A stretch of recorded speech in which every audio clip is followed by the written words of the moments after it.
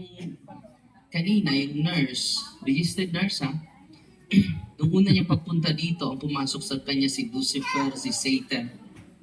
At itong isa na natira, sabi niya, mag-isa lang ako ang natira sa kanyang katawan. Sino ka ba? I don't know. Anong pangalan mo? I don't know. So, for a year, hindi niya sinasabi yung pangalan niya. Pero this day, sinasabi na niya. No? So ngayon, it is a positive na outcome na malapit na lalayas yun si Leviathan. No? Pero may kasama pa siya. Hindi lang pala siya mag-isa. 1 legion. No? Sabi niya kanina, we are 5,000 inside her body. No? So dami, no? Dami pala mga demonyo. Isang katawan na daming demonyo. Libo-libo. So, therefore, yan po ay nangangahulugan. Yan maraming demonyo. Therefore, magkaisa tayo. Turuan niyo yung anak ninyo na magdasal. Turuan niyo yung mga apo ninyo na magdasal sa kanilang anghel. Di ba? At hindi natin naturuan sila eh. Madami tayong kaaway. At hindi naman yung nobyo mo, nobya mo, yung kaaway mo. Hindi din yung asawa mo. Hindi yung kapitbahay mo. Ang kaaway natin ay hindi makikita, ang dami pala. Just imagine yung i-interviewin ko mamaya, si Ate Christy, nandito Ate Christy, 3 years yan, na napossess ng mga demonyo. 3 years natin process, pero more than 3 years yung sapi niya sa mga demonyo. Alam nyo, siya ay pinakamarami, 10 legions. 1 legion is 5,000 to 6,000 demons. So, 10 times 6 is 60,000 legions. No? Sumabot kami ng 3 years na processing. Pero ngayon, hindi na yan mag-react. Normal na normal po yan. Lahat ng karamdaman niya completely healed. Lahat ng mga legions of demons liberated. So tunghayan niyo mamaya, mga 7, i-interview ko siya mamayang gabi. No? So marami tayong, meron ng part 1, mga 2 weeks ago, nag-start tayo sa interview. Para makikita rin nyo. So isang katawan, ang daming demonyo. Yung lalo lang yung mga paligid natin, daming demonyo, di ba? So anong gawin natin? Kaya nga tinuturuan namin kayo to use the prayer of deliverance. Amen? Yes. At from time to time, kung magulo yung buhay mo, magulo yung isipan mo, cast out the unclean spirit in your house. Dahil bautismado kayo, you receive the power of God. Amen? Bigyan natin papuri ang Diyos. Ang pinakamakapangyarihan among the family circle is the Father. So yung mga tatay, gamitin nyo yung kapangyarihan ninyo. Use the sacramentals of the church. Alam nyo yung nakahiga doon, naka-wheelchair. Malaki yung tiyan niya. Akala namin may cancer. Pero ngayon, lumiit na yung tiyan niya. No? And then, hindi pa magsalita yung mga demonyo. Ilan sila? No? Nag-react yan, Karina. No? Pero hindi masyadong mas mag-gravity yung nurse. Siya isang guro. No? Isa siyang guro siya, teacher. No? So, patuloy pa tayo mag-series sa kanya, no? Sasamahan namin siya. So, yung buong pamilya, bibigyan ng special counseling, no? And additional processing sa mga deliverance ministers, no? So, kung may sakit kayo, tinuturuan namin kayo to use the sacramentals of the church. And then yung prayer ng simbahan, gamitin niyo po yan. I-deliverance niyo yung mga apo ninyo. I-deliverance ninyo yung... Kahit ako ay araw-araw mag-deliverance bago matulog, para sa paggising ko sa umaga, walang negatibo na mag-influensya sa isipan ko. I cast out the bad thoughts. Saan galing yung bad thoughts? The bad spirits. Amen? And then yan ang rason na dapat natin i-deliverance yung sarili natin para puno tayo ng sigla araw-araw. Amen. Puno tayo ng pagmamahal araw-araw. Amen. Willing tayo magsakripisyo araw-araw. Amen. Natutuwa ba kayo ngayon? Bigyan natin papuri ang Diyos. At sana po, sa pagparito ninyo, ay na-empower kayo. That you will be dependent on God alone, not on Father Darwin, not on St. Michael's Exorcism Center, but on God alone.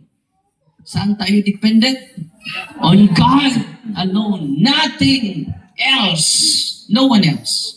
Only Him is the source of healing. Amen? Kumusta ka na, Brad? Magaan na. Yung ano mo, hindi na may isa tumigi? Hindi niya maigalaw yung sa pikas. O hindi niya maigalaw yung dalawang ano niya. Ilang taon na yan, bro? 2009 pa. Pero sinisiris natin siya dahil yung kalamdaman niya, yung walang findings sa doktor. From Manila. No? Pero maisam, nanin mo, bro? Oh, praise the Lord. Last week pa siya nandito. This week? This week pa. Ang dami ng albularyo yung nilapitan niya. May tutusok sa kanyang likod, sa kanyang harapan, may mga lansang, pako. Parang pinapako siya. So, ngayon, ginagawa natin ng series dahil kung makauwi na siya sa kanyang bahay, siya na magsagawa ng sariling deliverance. Dahil yung mga demonyo ay mag-ritual again. Nakikita niya na, na-uptick naman yun. Nagluya man tani. So, we have now protection. When we increase the prayer life natin, yan. No? Higit pa yan sa, sa orasyon. Higit pa yan sa iyong habag. God is more than enough. Kaya nga, maniniwala tayo sa simbahan because the church is the pillar and foundation of truth. Ano ang simbahan? The pillar and foundation of truth. And then yung paghihintay ninyo, it is an actual grace. You receive an actual grace. Amen? Isensya na kayo, ako lang mag-isang pari. No? At after this, magpakumpisal pa ako sa mga hindi nakakumpisal. And then after confession, mag-exercise pa ako sa isa. No? Sana ngayon may pinaaral tayo na 26 seminaryan na. No? 26 seminarians. At kung mamatay si Father Darwin, may papalit. Amen? At kung gusto din kayong tutulong, dahil 26 seminarians and every month, more than 100,000 ang ibabayad natin sa seminaryo. Kung gusto niyong tutulong, meron tayong sa line natin, merong bank account doon, pangalan ko, nagpapaga ako para daghang mapari sa 10 years from now.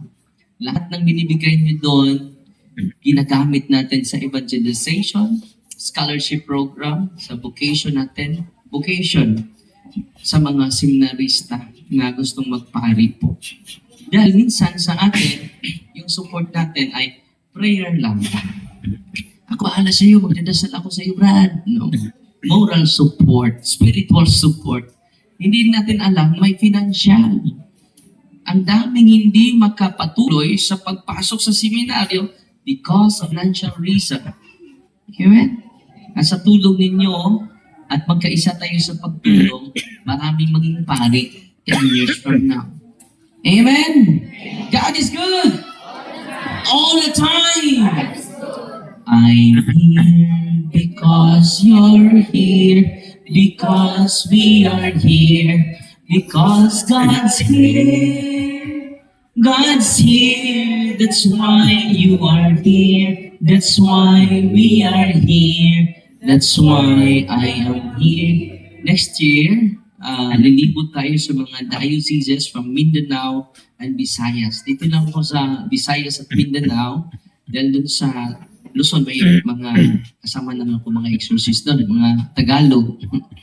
doon na sila mag-invite, no? Besides Mindanao, sa sunod na mga sunod na taon, ay lilibutin natin Visayas at Mindanao.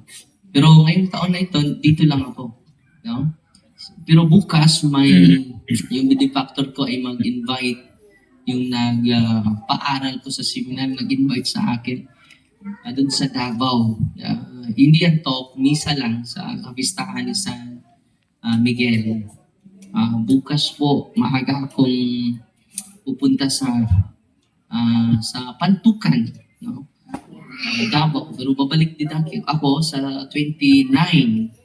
At naman ako sa Cebu kay installation ni Bishop Abet, no? Na siya na Bishop of Cebu. No? Ipagdasal natin si Bishop Abet dahil nadagdagan yung kanyang responsibilidad, no? Hindi madali, no? So, dublihin natin ang pagdasal natin sa ating mahal na obispo, Bishop Abet. Siya din ang nag-bless dito sa ating lugar. At kung wala siya, hindi ma-realize itong lugar natin. Bigyan natin papuri si Bishop Abet. So ngayon, mag-anointing of the senses and anointing of the sick po. And then